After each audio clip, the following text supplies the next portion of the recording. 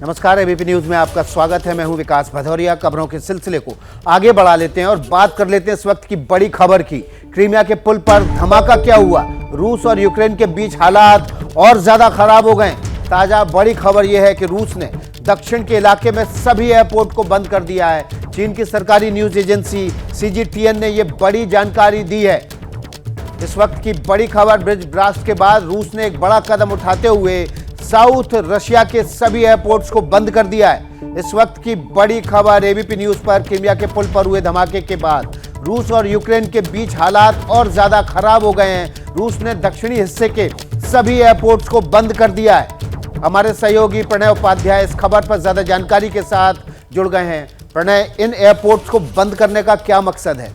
देखिए, सबसे पहला मतलब तो इसी चीज को लेकर होगा विकास कि जिस तरीके से इस हमले को अंजाम दिया गया, और उस बात को पर हम आगे आए इससे पहले जरा समझना जरूरी हो जाता है कि दरअसल ये किस इलाके की बात हो रही है। अगर आप मैप पे देखें तो ये जो नजर आता है इलाका, ये है क्राइमिया का इलाका। 2014 से यूक्रेन और रूस के बीच में इस पूरे इलाके को लेकर तनाव चल रहा है। और यहां आप आए तो ये कर्च का जो इलाका है, यही दरअसल वो लिंक है, जो ये जो ब्रिज है, यही वो ब्रिज है जो कि रूस के इस इलाके को, यानी रूस का जो ये इलाका है, मेनलैंड का इलाका है, रोस्टोव का इलाका है, उसको ये जोड़ता है। और यहीं से ये पूरा ब्रिज था जिसके ऊपर ये धमाका हुआ है, हमला हुआ है। और उसके बाद से रूस का ये जो पूरा दक्षिणी इलाका है, ये इस समय अलर्ट के ऊपर है। चाहे अगर आप बात करें इस पूरे इलाके के अंदर कि ये अनापा का एयरपोर्ट हो, ग्लैंडजिक का एयरपोर्ट हो, ये क्रासिनोदार का इलाका है रूस का, यहां पर इंटरनेशनल एयरपोर्ट है। इसके अलावा सोची, ये वो जगह है जहां पर विंटर गेम्स हुए थे 2014 में, विंटर ओलंपिक्स हुए थे। ये वो तमाम दक्षिणी रूस के इलाके हैं, ये वो तमाम एयरपोर्ट्स हैं। वोल्गोग्राद का इलाका है, ये भी दक्षिणी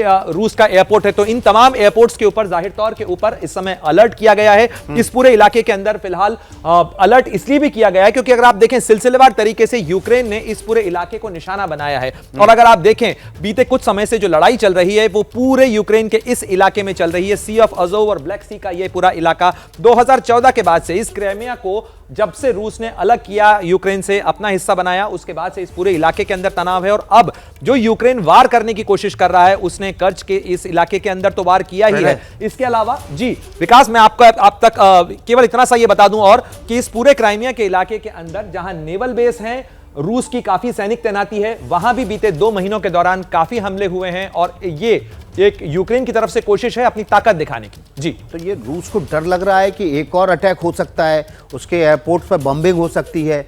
जिस तरह से जो क्रीमिया पर पुल पर हमला हुआ, कर्च के पुल पर, और ऐसा लग रहा है कि फिदाइन हमला था। बिल्कुल, जिस तरीके से की तस्वीरें सामने आई हैं विकास, इस बात से इनकार नहीं किया जा सकता कि ये एक फिदाइन अटैक हो, क्योंकि इस पुल को जिस तरीके से निशाना बनाया गया है, इसमें विस्फोटक से भरा हुआ अगर एक वाहन यहां से निकलता है और इस पुल को, और आप देखिए इसका लोकेशन, इस पूरे इलाके के अंदर अब भारी रूसी तैनाती है, रूसी मौजूदगी है। तो ऐसे में अगर यूक्रेन इस जगह पर वार करने की स्थिति में है, इस जगह पे, यानी ये जो पूरा इलाका है यूक्रेन का, रूस का क्रासनोदार का पूरा इलाका, ये भी उसकी जद में, यूक्रेन की जद में आ जाता है। और जाहिर तौर पर अब रूस की चिंता इसी चीज को लेकर होगी, क्योंकि यहां जो उसकी आबादी है, ये जो उसके इलाके हैं, कहीं ये निशाने न बन जाए। जैसे ही घड़ी का काटा दोपहर 2:30 पे आए, बबीता जी का दिल सास बहू साजिश के लिए मचल जाए। और ये है इनकी बहू, पूरे दिन ऑफिस की टेंशन हो जाए गॉन जब ये करें अपना फेवरेट शो फ्री टाइम पे ऑन। इनकी तरह आप भी देखिए अपना फेवरेट शो अपने टाइम पर और डाउनलोड कीजिए एबीपी लाइव ऐप अपने स्मार्ट टीवी पर।